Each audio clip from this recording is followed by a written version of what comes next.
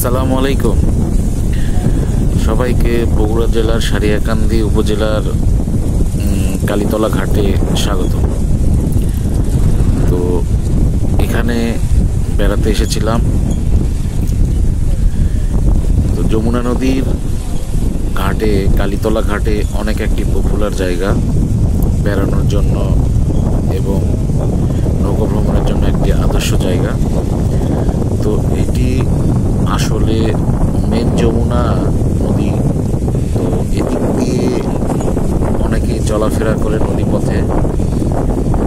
এখানে একটি দর্শনীয় ঘাট, যেটি খুব সুন্দর এবং মনোরম পরিবেশ, সবসময় বাতাস এবং সুন্দর যমুনা নদী একদম প্রাকৃতিক পরিবেশে খুব সুন্দর লাগে। তো বগুড়া হতে যারা জামালপুর, ময়মনসিংহ এদিকে যাতায়াত করে বাইক নিয়ে, দেখেন একটি বাইক কিভাবে নৌকাতে তোলা হচ্ছে। তো বাইক নিয়ে যারা চলাফেরা করে কিংবা এমনি শর্টকাটে যাতায়াত করে জামালপুরের অংশে কিংবা ময়মনসিংহের দিকে যাওয়ার জন্য, তারা এই নদীপথে নৌকাতে চলাফেরা করতে বেশি পছন্দ করে। এটি নাকি শর্টকাট যাওয়া যায়। প্রতিদিন সকাল 10টা থেকে নৌকা চলাফেরা করে জামালপুরের উদ্দেশ্যে এবং আসে। তো বর্ষা মৌসুমে ভরা বর্ষায় বলা চলে। তো নদীতে এই পাশে দেখা যাচ্ছে অনেক নৌকা দাঁড়ায় আছে। এগুলো বিভিন্ন চরে লোকজন যাতায়াত করে। যদিও এখানে নদীটা দুই ভাগে বিভক্ত।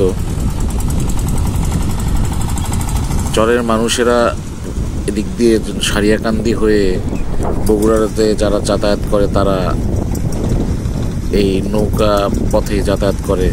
তো অনেকদিন পরে যে পালতোলা একটি নৌকা দেখা যাচ্ছে, পাল নৌকা, সেটি হয়তো মাছ ধরার ক্ষেত্রে ব্যবহার করছে। তো আপনারা যদি ঘোরাফেরার উদ্দেশ্যে একটি নতুন সুন্দর জায়গা, মনোরম পরিবেশ, নদী এলাকা দেখতে চান, তবে এই কালীতলা ঘাটে আসতে পারেন।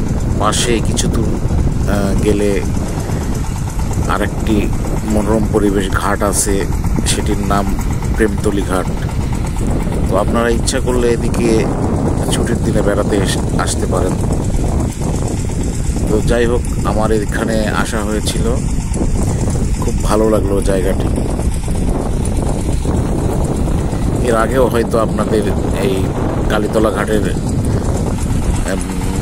ছবি ভিডিও দিয়েছিলাম, তখন শুকনা মৌসুম ছিল।